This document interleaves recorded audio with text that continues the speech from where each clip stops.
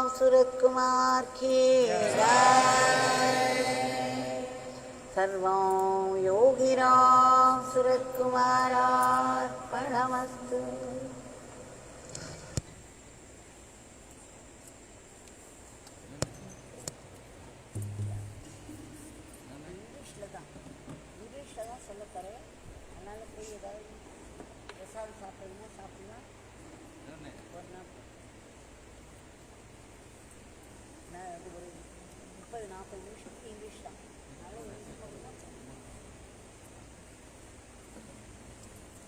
I'm going to speak in English la dhaan பேச போறேன். அதனால எழுந்து போய் ஏதாவது வாங்கி சாப்பிடுங்க சாப்பிடுங்க. இதனால டிராவல் பண்ணவங்க.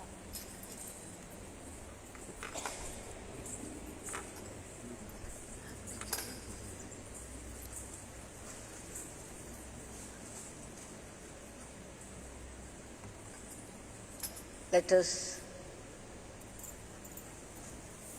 offer our gratitude for this hour-long, rich, resonant Nama chanting, which we could offer at the feet of Bhagwan. Let us celebrate this grace that it's possible at all, considering the circumstances when the news is reaching us that there is a fast spread of this COVID. We have to be careful. All of us have to observe all the restrictions, precautionary measures necessary for keeping up the health of all around.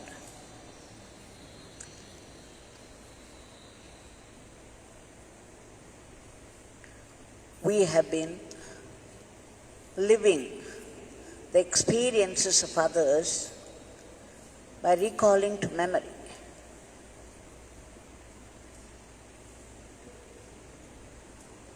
all that happened in the lives of devotees. Bhagwan often said, if anybody recollects any experience that is interesting to them, with this beggar, will be able to experience the blessings of my Father. It is Amrutham, it is ambrosia. And such benefit you will not get by 1,000-year rigorous tapas. What a statement, what a blessing.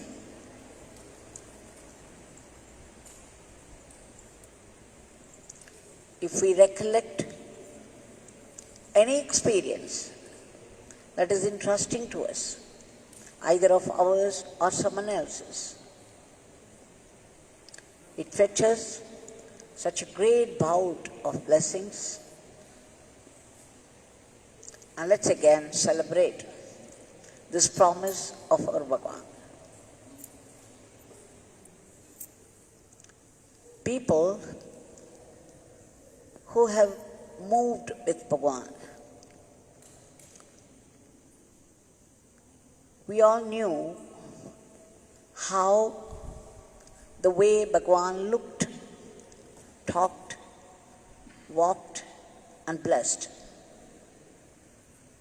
resembled so much, reminded one of Lord Shiva. There was a time when I saw Bhagwan as Lord Shiva, and it happened that a book on Kailash fell into my hand, a very rare book of photographs, such beautiful, bewitching photographs of Kailash and Mansarovar, experiencing a thrill And it always looked to me, the mountain, Kailash, the abode of our Lord Yogi Ramsuratkumar. One day, in the evening, before I came to the Pradhan Mandir, I had opened on a certain page in the book which I was enjoying hugely, where the Mount Kailash, on the peak of that, a cloud had descended, and it looked as though this hood of a snake was above the peak, the head of Lord Shiva, as the divine umbrella. And again, it thrilled me no end. And I remembered Bhagwan. I was getting ecstatic over that and was walking towards Pradhan Mandir. At that time, there was a miniature Arunachala mountain built of mud by the ashram workers, especially Saravanan. And there was also a miniature model of Govindapuram mountain and the statue of Bhagwan. It was embossed on the mountain itself. And this small miniature mountain, the model, was placed there on this mountain. This mini mountain of Arunachala, just outside the Pradhan Mandir, as many of us, many visitors know about it already. That every time during Deepam, we would build a miniature Arunachala mountain. Just as I was walking towards Pradhan Mandir, a beautiful scene drew my attention. There was a small snake climbing up this mini model, and it went near the statue of Bhagwan. He began to move over the statue, over the shoulder. A very small statue, a mini mountain. And then the head of the snake spread itself like hood over the turban of Bhagwan. I just looked at it for a second and was stunned. Isn't that what I had just witnessed in one of those photographs of the book? And here, the same scene repeated itself, and there it was mountain Kailash, and here it was our Bhagwan's Murthy. And there it was the cloud that had descended on the peak, serving a snake. And here it was an actual snake, a real snake, climbing over the shoulder of the Bhagwan's Murthy, and it stayed put on the head of Bhagwan. You can imagine my reaction to that. I was completely overwhelmed by the sight, and this once again confirmed that, as Bhagwan proclaimed often, that he was none other than Lord Shiva, Arunachaleshwara. And that night I had a dream, and I saw Bhagwan seated in the Garbha, the Sanctum Sanctorum of Arunachaleshwara Mandir, because I had longed before that. Because I had seen a photograph of Seshadri Swami in Kabatti Elena, in the temple, and a photograph of Sri Ramana in the Pathala Linga of Arunachaleshwara Mandir. So I was thinking that why wouldn't they have a photograph of Bhagwan somewhere. Would they not allow a photograph or a Murthy of Bhagwan, at least for some time, inside the Sanctum Sanctorum? A very strange thought. It was actually a longing, and I had gone to bed with that. And then I had a dream where Bhagwan's Murthy was placed inside the Sanctum Sanctorum, and the abhishekam, the anointing, was being done. So when I woke up, I knew it was only a dream. In any case, I found the fulfillment of my dream there. Just 2 days after, I saw Dr. Kannanji, IAS, entering the ashram with the Murthy of Bhagwan. I ran with excitement and embraced the statue, the Murthy of Bhagwan,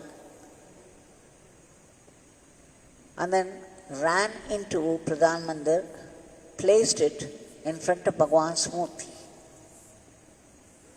Hadn't I seen this Murthy just 2 days before in my dream, sitting right inside the Sanctum Sanctorum of Bhagwan, the Arunachaleshwara Mandir? And then Dr. Kannanji told me the story behind it. He said Shri Kamaraj had visited their house with the Murthy of Bhagwan. He was on his way to Mount Kailash. He wanted to leave this Murthy in Dr. Kannanji's place. But Dr. Kannanji and his wife Sita, they were trying to explain to him that they had no ritual purity. They could not offer any puja or abhishekam in a proper way. So it would be fitting to have Bhagwan's Murthy there in their house. What was more, they had to leave for Tiruvannamalai the very next day, and they could not leave the Murthy at home unattended. But Shri Kamaraj would not hear of any such explanation. Instead he said, it was a command from Bhagwan that the Murthy should be kept only in their place, and if they were going anywhere, they could take the statue with them. So the same day evening, Dr. Shri Kannan and his wife Sita, they came to Tiruvannamalai with the Murthy of Bhagwan. And the next day, early morning, they went to Arunachaleshwara Mandir carrying the Murthy. Dr. Kannanji was having the Murthy in his hand, close to his chest. And they went up to the mandap in front of the Sanctum Sanctorum of Arunachaleshwara. A Shivacharya, the pujari there, came to them and saw this Murthy and inquired about who it was. And as soon as Dr. Kannan said that it was the Murthy of Shri Yogiji, Yogi Swami, the Shivacharya was very happy. He said his father was a great devotee of Shri Yogi Swami. And then before Dr. Kannan could say anything, this pujari took the Murthy of Bhagwan in his hand and walked into the Sanctum Sanctorum. It was an overwhelming experience for Dr. Kannan and his wife. And then they were also invited. And then the grand thing started. The pujari, Shivacharya, he started to do abhishekam to Shri Arunachaleshwara inside the Sanctum Sanctorum. And Bhagwan's Murthy was seated right in front of that. On the floor, And at the end of each abhishekam, what was left, a certain portion of that was also poured over Bhagwan's Murthy. So that day, Bhagwan's Murthy shared all the abhishekams with none other than Arunachaleshwara himself. And what was more, after that, they were dressed up and the puja was also being done to both of them. And after that, Dr. Kannanji brought the image of Bhagwan to the ashram. That is when I ran. I was highly excited because only 2 days before I had this dream. And 2 days after, I was seeing Bhagwan's Murthy with my eyes, physical eyes. It was no astral body. You can imagine my reaction. Hadn't Bhagwan said often, from eternity to eternity, he has been in the Sanctum Sanctorum of Arunachaleshwara Mandir as Arunachaleshwara. In Chidambaram, he was Nataraja. And in Madurai, Lord Sundareshwara. And in Rameshwaram, Lord Rameshwara. Bhagwan used to say, if anybody asked him how long he had been in Tiruvannamalai, when he was in madness, he would say, this beggar has been in Tiruvannamalai from eternity to eternity. But out of madness, he would say, oh, this beggar has been here for 20 years or 25 years in Tiruvannamalai. So Bhagwan revealed quite a few times the state of his true being.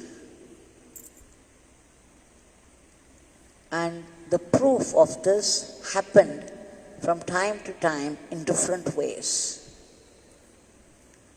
And Dr. Kannanji's taking the Murthy to Arunachaleshwara Mandir, least expecting anything as this abhishekam being done to the Murthy of Bhagwan. So the entire abhishekam and puja was being done right in the Sanctum Sanctorum of Arunachaleshwara, just as he had come in my dream, just as Bhagwan had spoken from time to time when he revealed his true identity. This reminds me of a few other experiences of devotees. Bhagwan had also said to Mrs. Tilakavati Rajashekar that all the 64 Leelas of Sundareshwara are his Leelas.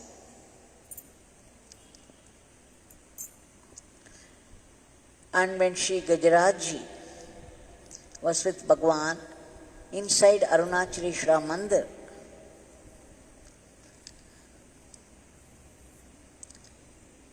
and sometimes at Sannadhi Street House, things happened again to prove this repeatedly.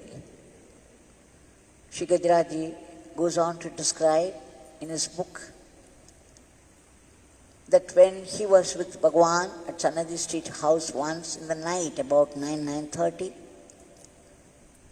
the senior Shivacharya of Arunachaleshwara Mandir had come with his daughter for darshan of Bhagwan. And Bhagwan was praising the senior Shivacharya's bhakti and seva to Arunachaleshwara. He was telling the Shivacharya's daughter, your father is a blessed soul. He has been doing puja to Lord Arunachaleshwara. What a meritorious deed it is. What tapas it is for him. Immediately, Shivacharya said, Swami, you are talking about me, what about you? I see you also sitting there in the shrine of Lord Vinayaka, in Arunachaleshwara Mandir. I'm so often at that. Bhagavan said, no, that is nothing. You are doing a lot of puja day after day after day to Arunachaleshwara. You are great. Now until then, the daughter of the Shivacharya was quiet, but she could no more keep quiet. She opened her mouth and said, my son was very sick for some time. There was something that upset his mind so much. And we went to many doctors, tried many medicines. We tried many other means as well, but he was not cured at all. And we were getting very, very upset about it. And I prayed and prayed to Lord Arunachaleshwara to do something about it. But nothing happened for quite some time. But one day in my dream, Lord Arunachaleshwara came and said, you take your son to Ramji Swami, who lives at the end of the street. It is verily myself in the form of Ramji Swami. You take your son there, he would get cured. So after that, Swami, I came running to you. Your house was locked. So I went in search of you and I found you sitting there in one of those tea shops.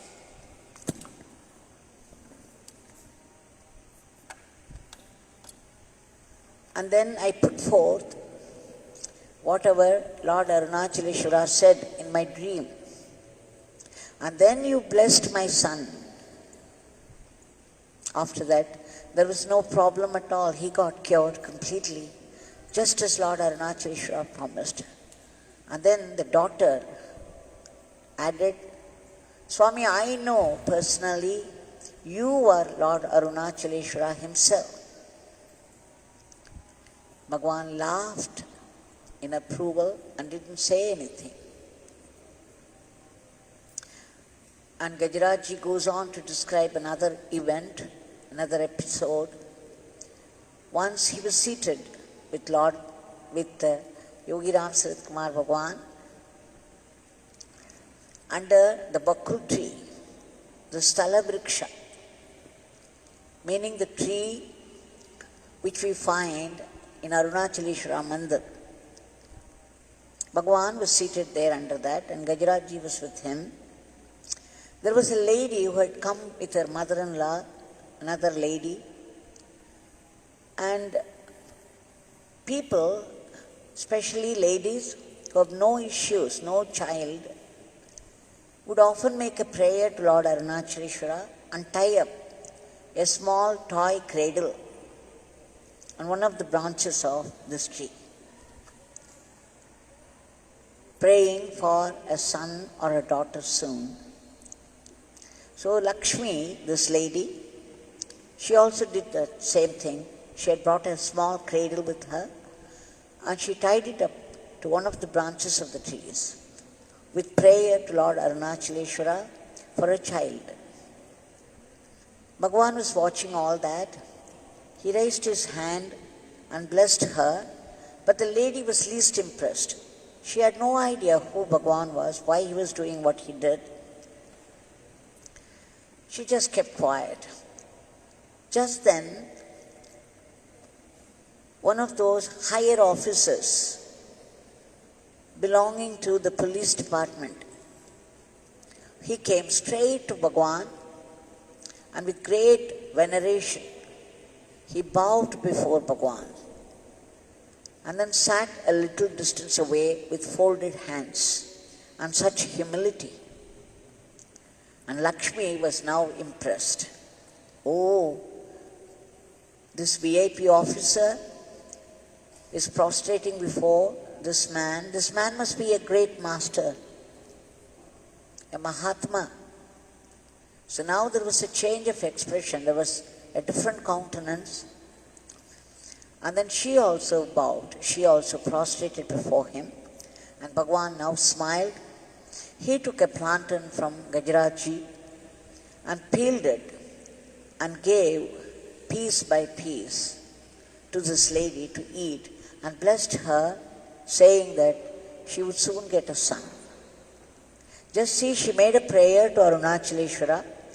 She tied up a little cradle to one of the branches there, and here was Bhagwan feeding her with plantain and blessing her for a son. Gajarajji says, what proof, what more proof do you need to know who Yogi Ramsuratkumar is? And then he goes on to describe another incident, another episode. He stayed in Tiruvannamalai for quite a few years as the district development officer. At one point he was transferred to Chidambaram. But even then, he would go to Nataraja temple in Chidambaram, and there's a mandap in front of the sanctum, and outside this mandap, there used to be the flower vendors, and strings of flowers, especially jasmine, would be sold. And he always took 2 small malas, and then he would tie them up and make into one big mala and take it all the way to Tiruvannamalai to offer to Bhagwan. It was his habit to do it. And one day, as usual, he bought 2 malas and made them into one big mala, held it in his hand, and then turned towards the shrine and was worshipping Lord Nataraja. There was a Shivacharya, a Dikshadar, the Pujari there, who was decorating Lord Nataraja. He came straight to Gajarajji and said, you got a mala in your hand? Please give it to me, I'll put it on Nataraja.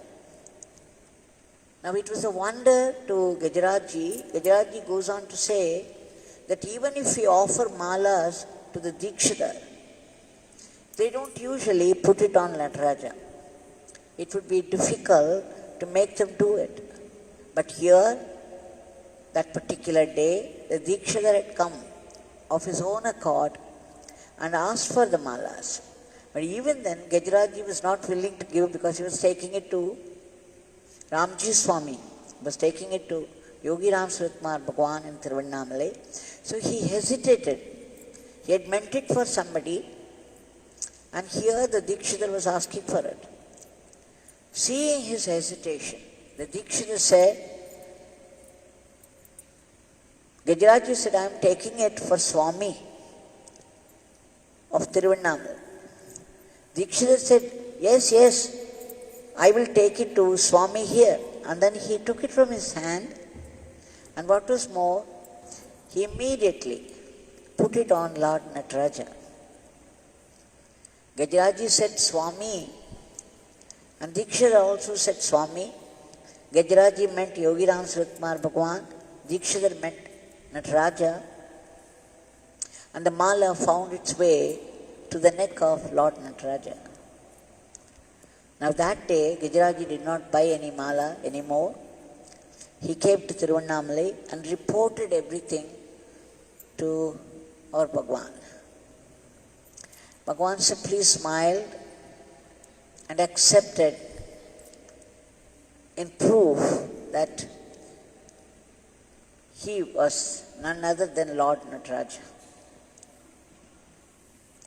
So this was one more confirmation to Gajarajji that the true revelation, the true identity of Bhagwan Yogi Ramsuratkumar is Lord Shiva. Now one can go on narrating episode after episode that reveals the true state of being of Bhagwan Yogi Ramsuratkumar. And we know we are reliving these experiences ourselves. And that Bhagwan is here right in front of us. with his raised hand, and only difference is here he is Lord Dakshinamurti, but he is not seated. He is facing the south like Lord Dakshinamurti. He is standing with a hand raised in benediction, and it's a very deliberate gesture from Bhagwan to say, look, I'm standing, I'm ever alert to your problems. I'm ever blessing you. Now to such Bhagwan, we shall offer our today's prayers. Bhagwan, we beg you again and again for your immediate divine intervention in order to free the entire humanity from the dreadful grip of this Rakshasic virus and bring back normalcy to the entire world.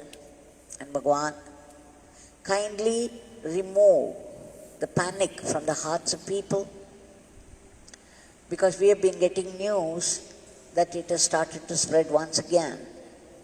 Even in Tamil Nadu, it has been safe all along, but now the news that come to us is alarming. We can only rely upon Bhagwan's grace, and let's beg again and again